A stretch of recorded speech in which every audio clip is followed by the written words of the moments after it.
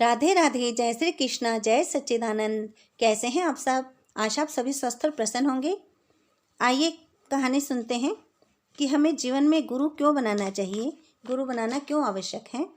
इस कहानी में यही बताया गया है। नारद जी की कहानी है, पूरी सुनिएगा तभी पता चलेगा कि क्या बताया गया है। तो आइए सुनते हैं। एक समय की बात है, विष्णु लोक में श्री हरि विष्णु भगवान अपने आसन पर विराजमान थे। संग में लक्ष्मी जी सुशोभित थी। दरबार सजा हुआ था। सभी देवतागण अपने अपने आसन पर विराजमान थे। इतने में ही नारद जी का वीणा बजाते हुए नारायण नारायण का जाप करते हुए आगमन होता है। सभी देवी देवता नारद जी का अभिवादन करके प्रणाम करते हैं। दरबार में किसी बात को लेकर चर्चा हो रही थी। कुछ समय पश्चात सभा समाप्त होती है और सभी देवी देवता अपने अपने स्थानों को प्रस्थान करते हैं। नारद जी भी श्री हरि विष्णु भगवान से आज्ञा लेकर चल देते हैं। नारद जी विष्णु लोक से कुछ ही दूरी पर निकले आए थे कि उन्हें अचानक याद आया कि मैं तो अपनी वीणा विष्णु लोक में ही भूल आया हूँ। नारद जी वीणा लेने के लिए वापस विष्णु लोक को आते हैं तो क्या देखते हैं कि वहाँ के कर्मचारी मिट्टी खोद रहे हैं और वहाँ पर दूसरी मिट्टी डाल रहे हैं और साथ ही आपस में बातें कर रहे हैं कि मित्रों, यह नारद जी रोज आते हैं और हमारे लिए इतना सारा काम छोड़ जाते हैं। रोज जहाँ जहाँ नारद जी के पैर पड़ते हैं वहाँ वहाँ की मिट्टी खोद कर वहाँ नई मिट्टी डालनी पड़ती है। नारद जी उनका वार्तालाप सुनकर अचंभित हो जाते हैं कि ये सब ऐसी बातें क्यों कर रहे हैं। नारद जी अंदर विष्णु जी के पास जाते हैं। श्री विष्णु जी नारद को देखकर मुस्कुराते हुए पूछते हैं कि नारद जी, आप इतने जल्दी वापस कैसे आ गए? क्या कोई आवश्यक काम था? नारद जी ने कहा, प्रभु, मैं अपनी वीणा यहीं भूल गया था, वही लेने वापस आया था। लेकिन बाहर क्या देखता हूँ कि लोग मिट्टी खोद रहे हैं और आपस में बातें कर रहे हैं कि नारद जी आते हैं और हमारे लिए इतना सारा काम छोड़ जाते हैं। वो लोग ऐसा क्यों कह रहे थे? तब विष्णु भगवान कहते हैं कि नारद, वो लोग ऐसा इसलिए कह रहे थे कि तुमने कोई गुरु नहीं बनाया है और जो निगुरा होता है उसके पैर जहाँ जहाँ पड़ते हैं वहाँ वहाँ की जगह अपवित्र हो जाती है, इसलिए गुरु बनाना चाहिए। नारद जी कहते हैं कि प्रभु, मैं हर वक्त हर पल आपका नाम जाप करता हूँ, फिर मुझे क्या आवश्यकता है गुरु बनाने की। प्रभु कहते हैं कि बिना गुरु भगवान का नाम जपना भी व्यर्थ है। तब नारद जी कहते हैं कि मैं किसे गुरु बनाऊँ, आप ही बताइए। भगवान कहते हैं कि सवेरे सवेरे नदी किनारे सबसे पहले जो भी तुम्हें मिल जाए उनके चरण पकड़ लेना और उनसे कहना कि मुझे अपना शिष्य बना लो और नाम दीक्षा दो। नारद जी प्रभु की आज्ञा लेकर वापस चल देते हैं। अब दूसरे दिन सवेरे सवेरे नारद जी नदी किनारे जाकर बैठ जाते हैं और इंतजार करने लगते हैं। इतने में उन्हें एक मछुआरा आते हुए दिखता है। नारद जी सोचते हैं कि ये मछुआरा है, ये मुझे क्या नाम दीक्षा देगा। लेकिन विष्णु भगवान की बातें याद करके कि जो भी सबसे पहले मिले उसी के चरण पकड़ लेना, तो नारद जी दौड़ते हुए उस मछुआरे के पास पहुंचते हैं और उनके चरण पकड़ लेते हैं और उनसे आग्रह करते हैं कि मुझे अपना शिष्य बना लो और नाम दान दीक्षा दे दो।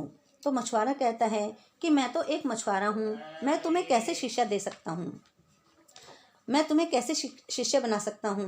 नारद जी कहते हैं कि मैंने तो आपको अपना गुरु मान लिया है। तब वह मछुआरा, जो कि मछुआरे का रूप बनाकर ब्रह्मा जी थे, उन्होंने नारद जी को अपना शिष्य बना लेते हैं और अपना नाम दीक्षा देते हैं। नारद जी को यह पता नहीं था कि मछुआरा और कोई नहीं, उनके पिता ब्रह्मदेव है। नारद जी उनसे नाम दीक्षा लेकर खुश होते हुए विष्णु जी के पास पहुंचते हैं। नारायण नारायण नारायण नारायण। विष्णु भगवान नारद जी को देखकर कहते हैं कि आओ देव ऋषि नारद, आज तो आपके मुखमंडल पर अद्भुत चमक है, क्या बात है, इस प्रसन्नता का क्या कारण है। नारद जी कहते हैं कि प्रभु, मैंने गुरु बना लिया है। भगवान कहते हैं, अच्छा, यह तो बहुत अच्छी बात है, किसे बनाया है आपने गुरु? तब नारद जी कहते हैं कि प्रभु, मैंने गुरु तो बनाए हैं, पर यह सुनकर प्रभु कहते हैं कि पर क्या नारद? तब नारद जी कहते हैं कि प्रभु, मैंने गुरु तो बनाए हैं, पर वह एक मछुआरा है।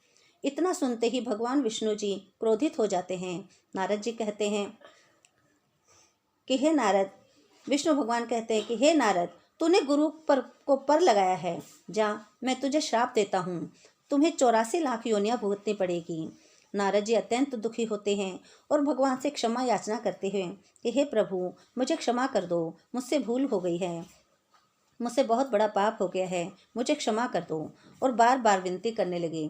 भगवान विष्णु जी का क्रोध कुछ शांत हुआ। तब प्रभु कहते हैं कि श्राप तो वापस नहीं हो सकता, लेकिन तुम अपने गुरु से इस श्राप की मुक्ति का उपाय पूछना, वही तुम्हें इसका उपाय बताएंगे। नारद जी दुखी होते हुए वहां से चले जाते हैं। दूसरे दिन सवेरे सवेरे नदी किनारे जाकर बैठ जाते हैं और अपने गुरु का इंतजार करने लगते हैं।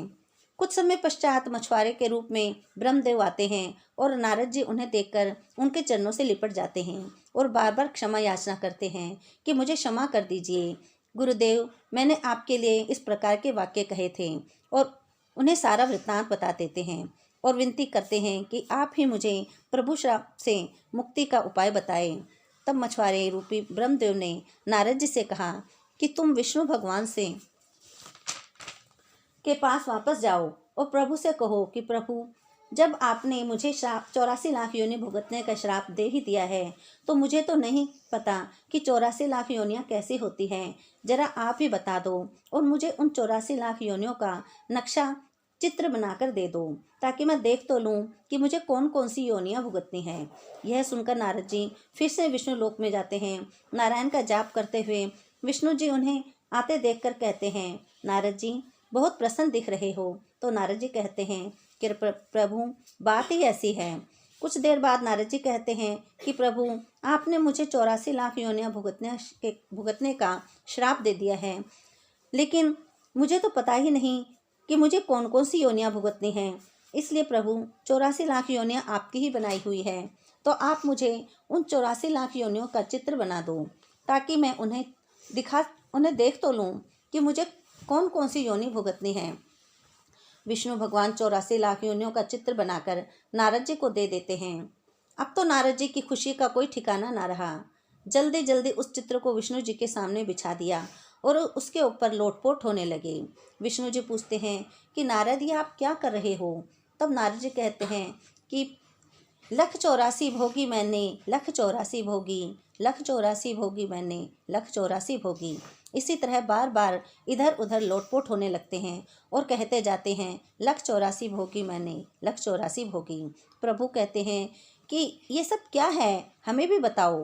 तब नारद जी कहते हैं कि प्रभु, 84 लाख योनियाँ आपकी ही बनाई हुई हैं और ये चित्र भी आपका ही बनाया हुआ है, इसलिए मैं आपकी बनाई हुई 84 लाख योनियाँ भुगत रहा हूँ। और अब मैंने 84 लाख योनियाँ भुगत ली है, अब मैं आपके श्राप से मुक्त हो गया हूँ। विष्णु भगवान बोले कि ये आपको उपाय किसने बताया? तब नारद जी कहते हैं कि ये उपाय मुझे मेरे गुरु ने बताया है। तब नारद जी से विष्णु भगवान कहते हैं कि जिन गुरु का नाम बताने में तुम सकुचा रहे थे, उन्हीं गुरु ने तुम्हें 84 लाख योनियों से मुक्त करा दिया है। क्योंकि गुरु का वाक्य मैं भी नहीं टाल सकता, इसलिए हर प्राणी को गुरु बनाना आवश्यक है। गुरु हमारे हर जगह सहायता करते हैं। जिस प्रकार से एक अपराधी को जब जज के सामने पेश किया जाता है, तो उसका वकील उसे वहाँ से पैरवी करके उसकी सज़ा कम करवाता है या फिर सज़ा से मुक्त करवा देता है, इसी प्रकार गुरु हमारी पैरवी करता है धर्मराज की दरबार में, और हमारे पापों का, हमारी बुराइयों का, हमारी गलतियों का हम उनसे क्षमा दिलवाते हैं और हमें उनसे मुक्त करवाते हैं। इसलिए गुरु बनाना बहुत ही आवश्यक है। तो आपको ये कहानी कैसी लगी, कमेंट में अवश्य बताइएगा। अच्छी लगी तो लाइक कीजिएगा, चैनल को सब्सक्राइब कीजिएगा।